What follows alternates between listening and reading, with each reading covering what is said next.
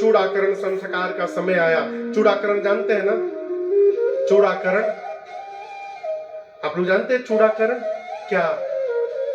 वो चूड़ा पहनाने वाला नहीं, मुंडन को कहते हैं चूड़ाकरण संस्कार। मुंडन होता है ना, मुंडन, जो पेट के बाल उतरते हैं, वो एक संस्कार है। हमारे थे परिचित रिश्तेदार है, वो अपन लड़की के अपने कैंची से काट दिए, कुतुर दिए। हाँ, हम पूछे ही कहा हो, बोले हम काट दिए, बहुत बड़ हो गया था। दैव के अवतार है आपको प्रभु।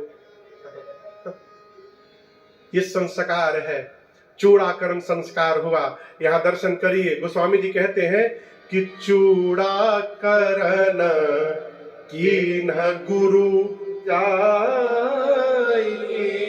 किसने जाकर चूड़ाकरण संस्कार किया? गुरु जी ने। आपके बच्चों का चूड़ाकरण कौन करता है?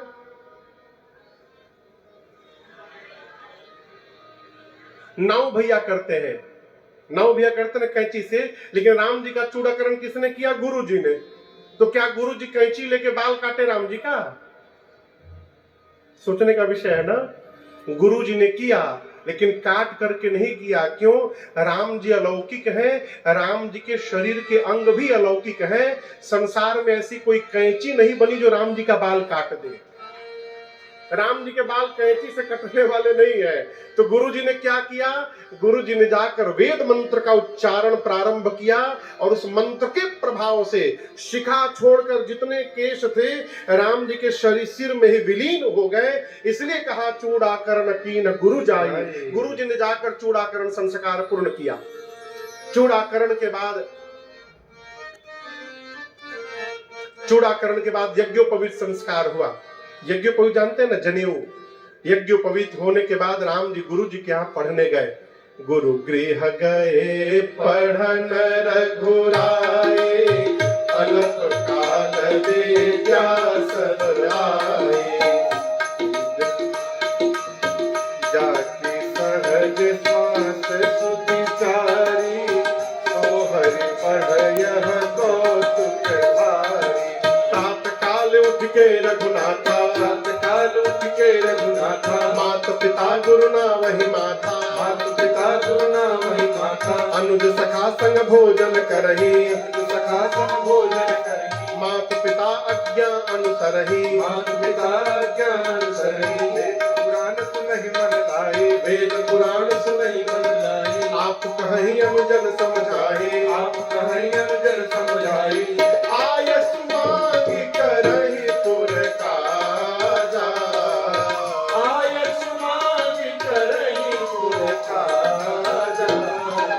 देखि चरित हर सही मन राजा, देखि चरित हर सही मन राजा, देखि चरित हर सही मन राजा। राम जी यज्ञोपवीत के बाद गुरु आश्रम पढ़ने के लिए गए। क्या पढ़े? वेद पुराण पढ़े। पहले स्वयं सुनते थे, फिर भाइयों को सुनाकर समझाते थे। वेद पुराण के साथ संस्कार पढ़े। क्या संस्कार? प्रातः काल जगने के बाद और रात्रि में सोने से पहले माता पिता श्रेष्ठ जनों को प्रणाम करके सोना है, उठने के बाद प्रणाम करना है। और सबसे अच्छी बात आपको मैं बताऊं, राम जी कुछ भी करते हैं ना, तो सबसे पहले अपने पिताजी से अनुमति जाकर लेते हैं, उनसे पूछ पूछ कर व्यवहार करते हैं। और राम जी के इस चरित्र को देख करके श्री चक्रवर्ती जी महाराज गदगद हो गए हैं। राम जी पढ़कर आए और गोस्वामी जी कथा को लेकर बक्सर पहुंचे। कहां पहुंचे भैया? बक्सर। बक्सर के बारे में आप लोग कुछ जानते हैं? कोई नहीं जानता? नाम कभी सुना है बक्सर? कहां है पता है? बिहार में।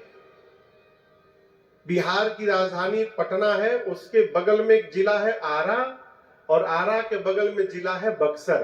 गंगा जी का किनारा है वहां पर बक्सर में। यहां बिहार के लोग हैं? बिहार के? अच्छा, बिहार के प्रभु? अच्छा, बिहारी के है का इधर में? अच्छा, विराजे विराजे विराजे, हम बिहारी के हैं। हाँ ठीक है, देख लिए माई, देख लिए माई। जब तक देखे नहीं तब तक हाथ नहीं नीचे की। बक्सर बिहार में गंगा जी के किनारे है, वहां एक सिद्ध आश्रम है जहां विश्वामित्र नाम के मुनि रहते हैं। और सरकार जब जब ये यज्ञ करते हैं ना, तो मारीच और सुबाहु आकर इनके यज्ञ को विध्वंस कर देते हैं। ये मारीच सुबाहु को इनसे कहे टेंशन है? मारीच सुबाहु को विश्वामित्र से किस बात का टेंशन है? आप समझिएगा, रावण ने वरदान मांगा है कि मुझे बानर मारे चाहे मनुष्य, इनको छोड़कर तीसरा कोई नहीं मार सकता। ब्रह्मा जी बोले तथास्तु। अब रावण सोचा बानर मार सकता है, तो पता किया धरती पर सबसे वीर वानर कौन है, तो कपियों के राजा बाली का नाम सामने आया। किसका नाम? बाली। रावण लंका से चला बाली से युद्ध करने। बाली से युद्ध करने गया रावण। बाली पहले दिन उठा के रावण को पटका, और केवल पटका नहीं सरकार, पटकने के बाद रावण को उठाया और यहां बगल में दबाया। अब दबाकर बाली रावण को बगल में 6 महीने तक वर्ल्ड टूर किया। जहां भी बाली जाता था लोगों से कहता था, देखो देखो रावण वहां है, देखा देखा देखो दबाया हूं रावण को। अब जब रावण बाली के भुजा के नीचे 6 महीना दबा रहा, तो साथ में रहते रहते बाली का भाव स्वभाव जान गया रावण, और लालच देकर रावण ने बाली को अपना मित्र बना लिया। अब रावण सोचा कि बानरों का राजा ही यदि मित्र बन गया तो बानर तो मुझे मारने से है, बानर मारेंगे नहीं, देवताओं की औकात नहीं मुझे मार दे। देवताओं के राजा रावण को छोड़िए, रावण का बेटा मेघनाद गया और देवताओं के राजा इंद्र को बंदी बना के ले आया, जीत लिया इंद्रासन। रावण सोचा मनुष्य मार सकता है, तो पता करवाया गुप्तचरों को भेज करके, पता करो मेरे जैसा कोई दूसरा मनुष्य है। तो पता चला विश्वामित्र जी का नाम सामने आया। क्यों? अब दर्शन करिए, रावण राजा है इसलिए शस्त्र जानता है चलाना। अब ब्राह्मण है तो शास्त्र भी जानता है। विश्वामित्र क्षत्रिय है, गांधी राजा के बेटे हैं विश्वामित्र, इसलिए शस्त्र भी जानते हैं। और अब तपस्या करके महामुनि बन गए हैं, इसलिए शास्त्र भी जानते हैं। रावण देखा जितना मैं जानता हूं उतना वो बाबा जी जानते हैं। अच्छा, रावण जीवन में जो भी सिद्धि प्राप्त किया था यज्ञ करके प्राप्त किया था। रावण सोचा मुझे मारने के लिए विश्वामित्र जरूर अवश्य कोई यज्ञ करेंगे, इसलिए मारीच और सुबाहु को लगाया ड्यूटी में, स्पेशल ड्यूटी कि बाबा जी के आश्रम के आसपास रहो और जैसे कोई यज्ञ हवन प्रारंभ करे ले जाके विध्वंस करो। यही मारीच सुबाहु करते हैं। विश्वामित्र जी चिंतित है, गांधे तनय मन चिंता व्यापी। कैसी चिंता? हरि बिनु मरहि न निश्चर पापी। विश्वामित्र जी जानते हैं बिना भगवान के ये पापी मरने वाले नहीं है। राम जी तो बड़े हो गए होंगे, क्यों न चलकर भगवान को मांग कर लाऊं अयोध्या से, अब प्रभु इन दुष्टों से मुझे मुक्ति प्रदान करेंगे। मन में भाव आया, तुरंत निकले और पहुंचे अयोध्या। जात लाग नहीं बार, करिमत जन सरयू जल गए भूप दरबार।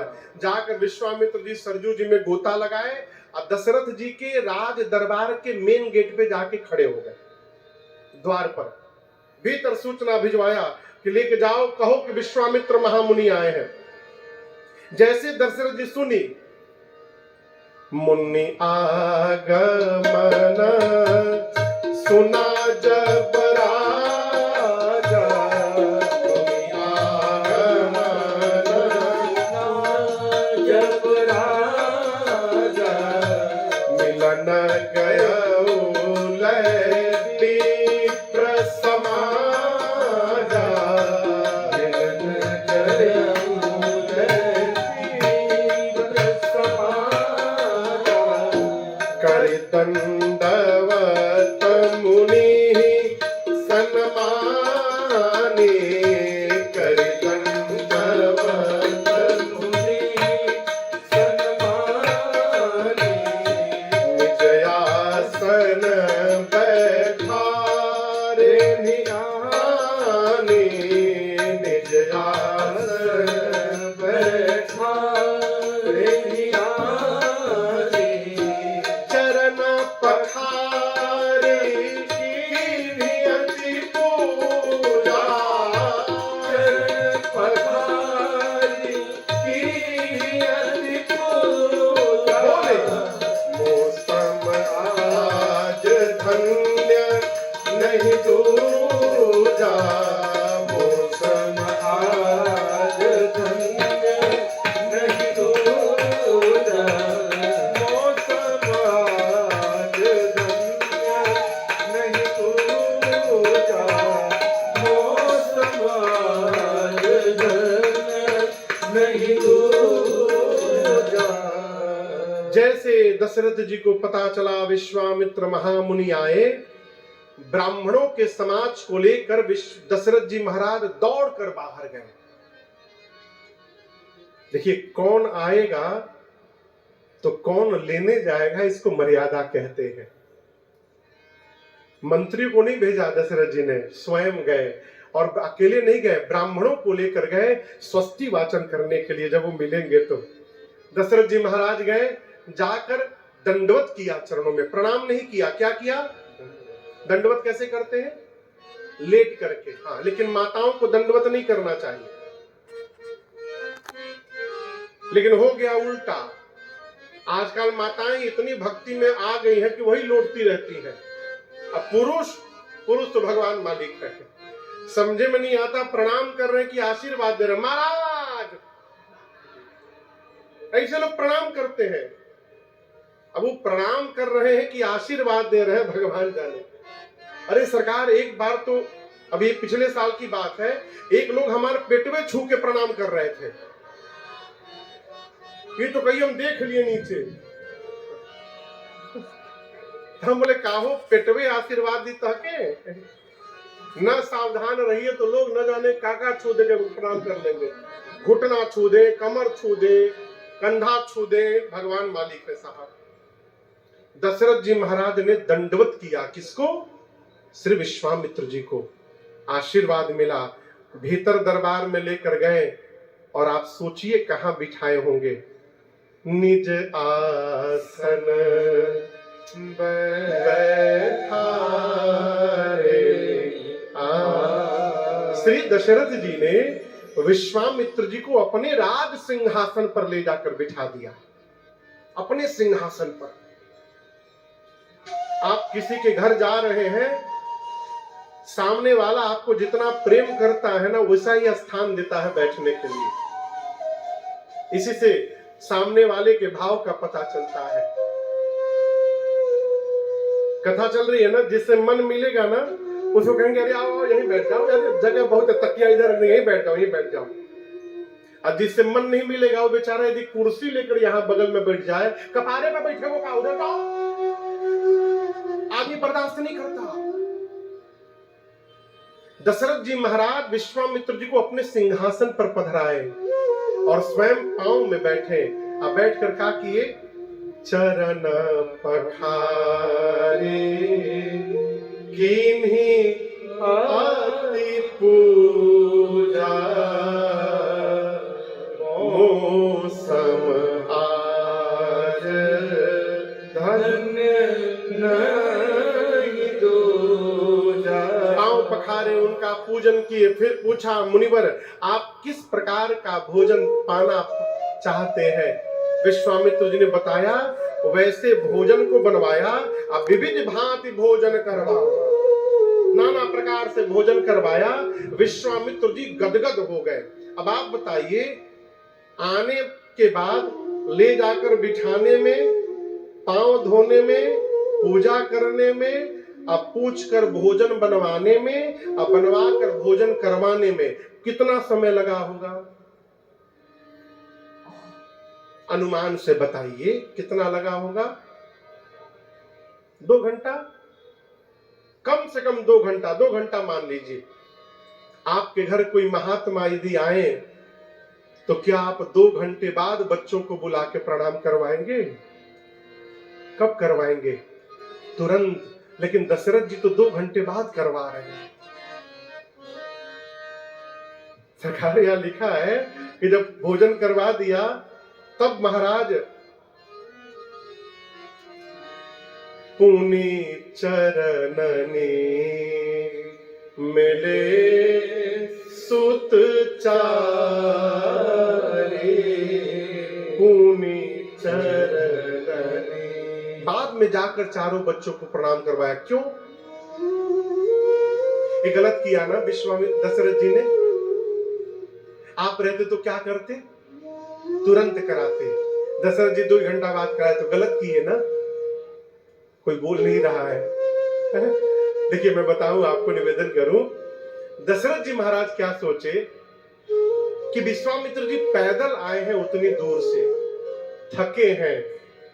इस थकान की अवस्था में यदि मेरे बच्चे प्रणाम करें तो हो सकता है थकान के कारण हृदय से आशीर्वाद न निकले इनके, इसलिए उस समय नहीं करवाया। जब देखा भोजन करवाने के बाद उनका मुख देखा कि अब तो ये गदगद है, सोचे अब यदि मेरे बच्चे प्रणाम करेंगे ना तो ये हृदय से आशीर्वाद देंगे मेरे बच्चों को, इसलिए बाद में बुला के प्रणाम करवाया। सबसे पहले राम जी प्रणाम किए, और जैसे राम जी प्रणाम किए, राम जी का मुख देखते ही विश्वामित्र जी भूल गए कि वो कौन है, कहां से आए हैं, कब से आए हैं, क्यों आए हैं, कहां आए हैं, सब भूल गए।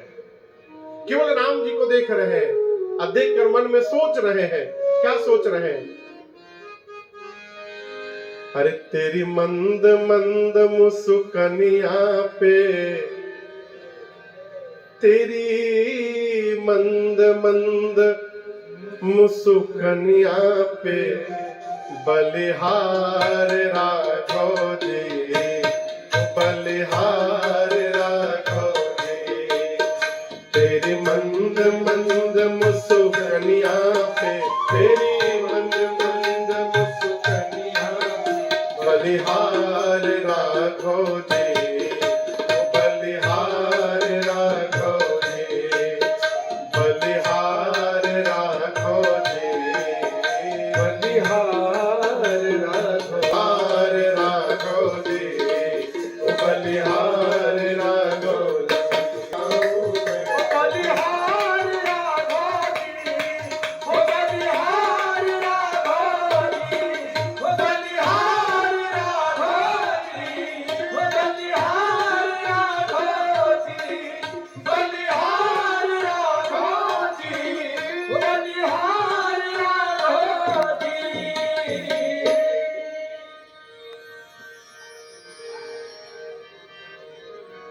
इस जुगल जोड़ी पर जाऊं मैं, बलिहार राघव जी,